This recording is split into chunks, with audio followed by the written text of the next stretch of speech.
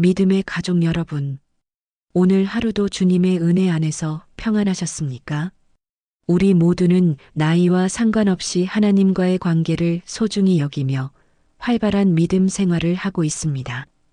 그 안에서 기쁨을 찾고 평안을 누리며 하나님의 나라를 위해 힘쓰고 있습니다.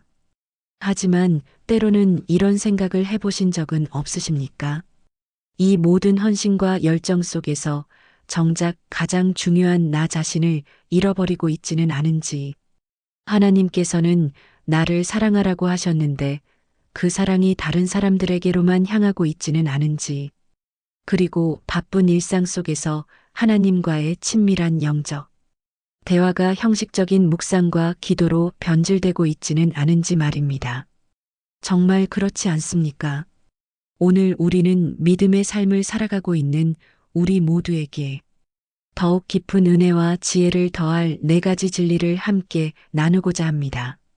첫 번째로, 하나님께서 가장 사랑하시는 대상인 나 자신을 다시금 발견하고 사랑하는 길. 두 번째로, 말씀으로 하나님과 더욱 깊이 교제하는 친밀한 관계를 회복하는 길. 세 번째로, 그 넘치는 사랑으로 이웃과 나라를 섬기는 지혜의 길. 그리고 마지막으로 영적 건강을 통해 육신의 평안까지 누리는 온전한 복음의 길입니다. 이 4가지 길을 통해 우리는 오직 주님 안에서 참된 기쁨과 평안을 누리게 될 것입니다. 첫 번째로, 우리는 말씀으로 나 자신을 최우선의 사랑의 대상으로 삼아야 합니다. 사랑하는 성도님들, 우리가 믿음 생활을 하다 보면 때로는 헌신이라는 미명 아래 나 자신을 돌보지 않는 경우가 생깁니다. 교회 봉사, 가족 돌봄, 직장, 생활 등 모든 것을 완벽하게 해내려다 정작 내면은 공허하고 지쳐가는 경험 말입니다. 이러한 모습은 얼핏 아름다워 보이지만 사실은 하나님의 뜻과 조금 다를 수 있습니다. 하나님께서는 우리에게 내 이웃을 내 몸처럼 사랑하라고 말씀하셨습니다. 그런데 그 말씀 속에는 이미 나 자신을 사랑하는 것이 전제되어 있습니다.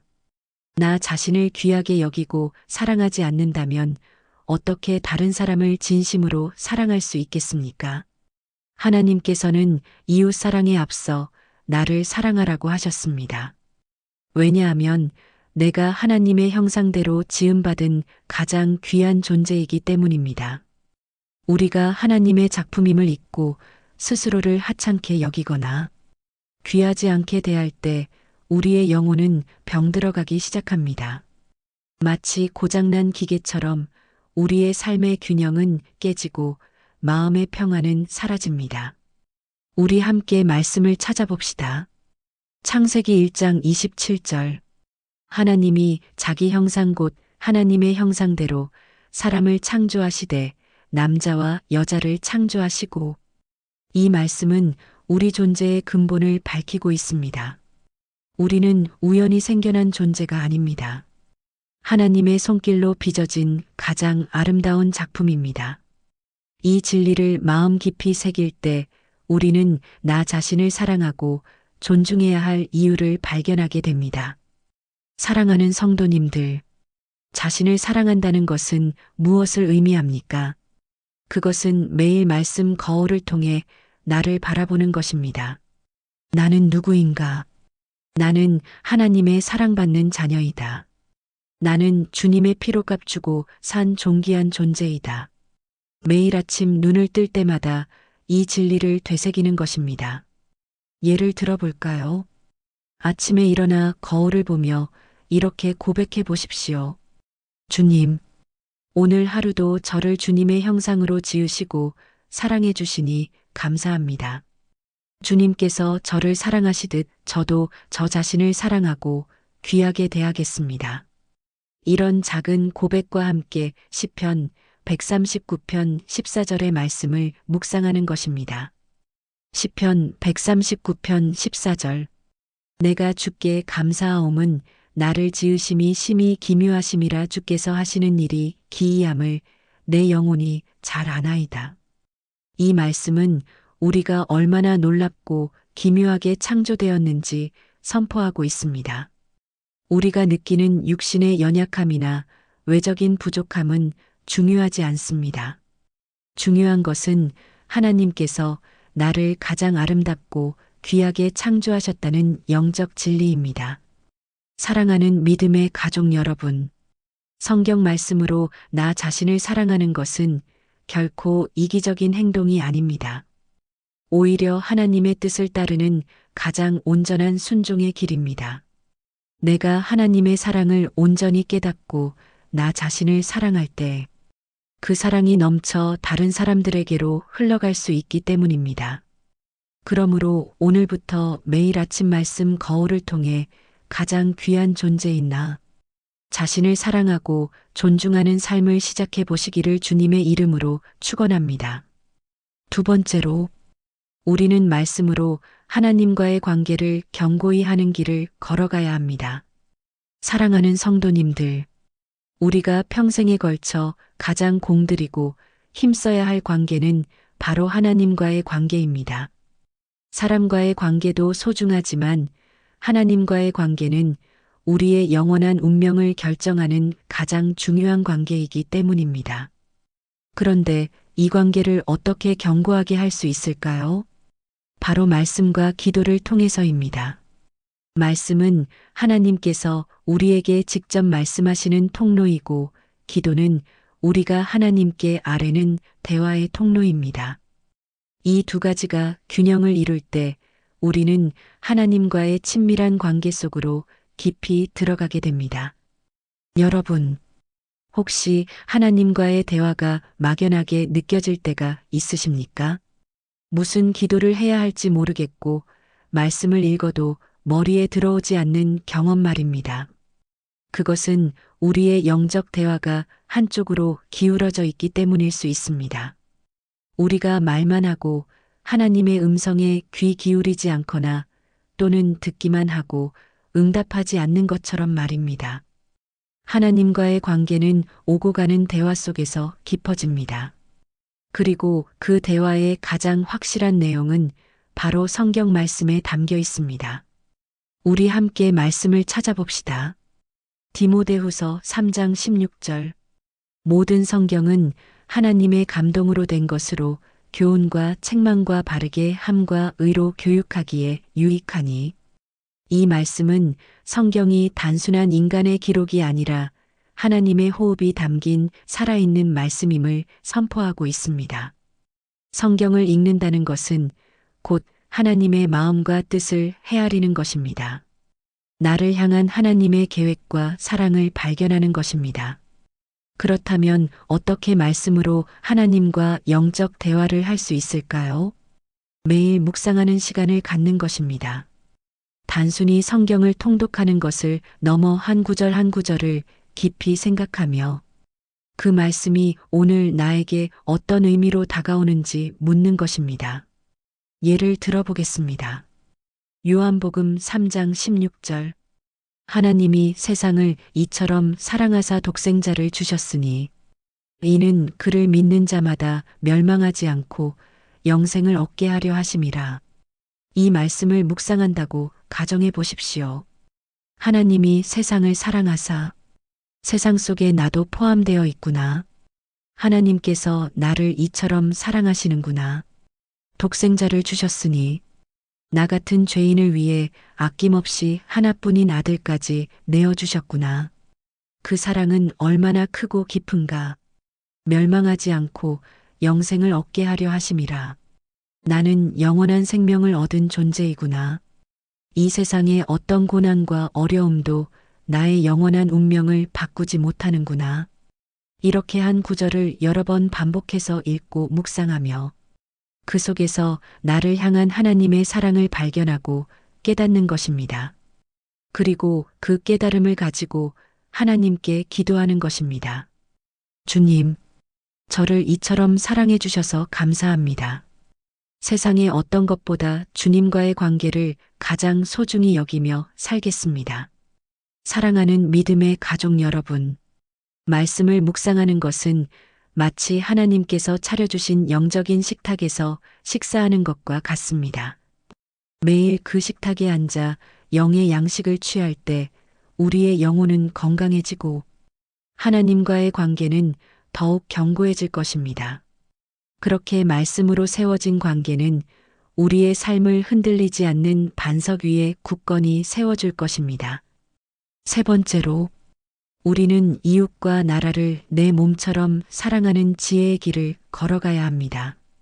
사랑하는 성도님들, 말씀으로 나 자신을 세우고 하나님과의 관계를 견고히 하는 것이 끝이 아닙니다. 하나님께서는 그 사랑이 우리 안에서만 머무는 것을 원하지 않으십니다. 그 사랑이 흘러넘쳐 이웃과 나라를 향한 사랑으로 이어지기를 원하십니다. 혹시 이렇게 생각하지는 않으십니까? 나 하나 건사하기도 힘든데 무슨 이웃 사랑이고 나라 사랑인가? 자식들 다 키워냈으니 이제는 내 몸 편할 날만 기다려야지. 세상은 갈수록 악해지고 변할 기미가 없는데 내가 뭘 할 수 있겠어. 이런 마음이 드는 것은 어찌 보면 당연한 것일지도 모릅니다. 하지만 하나님께서 우리에게 주신 사랑의 계명은 우리가 결코 포기할 수 없는 믿음의 사명입니다. 우리 함께 말씀을 찾아봅시다. 마태복음 22장 39절. 둘째도 그와 같으니 내 이웃을 내 자신같이 사랑하라 하셨으니. 그리고 예수님께서는 마태복음 7장 12절에서 이렇게 말씀하셨습니다. 그러므로 무엇이든지 남에게 대접을 받고자 하는 대로 너희도 남을 대접하라. 이것이 율법이요 선지자니라. 사랑하는 믿음의 가족 여러분, 이 말씀은 우리가 단순히 이웃을 돕는 것을 넘어 내 몸을 돌보듯 이웃을 돌보고 나를 대하듯 이웃을 대하라는 것입니다. 그것이 바로 하나님께서 우리에게 주신 사랑의 완성입니다. 그렇다면 구체적으로 어떻게 이웃과 나라를 사랑할 수 있을까요? 거창한 일을 생각할 필요는 없습니다. 우리 주변에서부터 시작하면 됩니다. 예를 들어볼까요? 매일 아침 눈을 뜰 때마다 내 옆에 있는 배우자를 위해 기도해 주는 것입니다. 주님, 오늘 하루도 제 배우자의 삶을 지켜주시고 마음의 평안을 허락하여 주십시오. 자식들을 위해 기도하는 것입니다. 주님, 제 자녀들이 세상의 유혹에 흔들리지 않고 믿음의 길을 걷게 하여 주십시오. 아파트 경비원 아저씨에게 따뜻한 미소를 건네고 감사의 인사를 전하는 것입니다. 교회 안에서 소외된 성도님들에게 먼저 다가가 손을 내미는 것입니다. 이런 작은 사랑의 실천이 모여 큰 강물을 이룹니다. 또한 우리는 나라를 위한 기도도 멈추지 않아야 합니다. 이 나라가 다시금 하나님의 말씀 위에 굳건히 서고 믿음의 가치가 회복되도록 매일 기도하는 것입니다. 디모데전서 2장 1절에서 2절.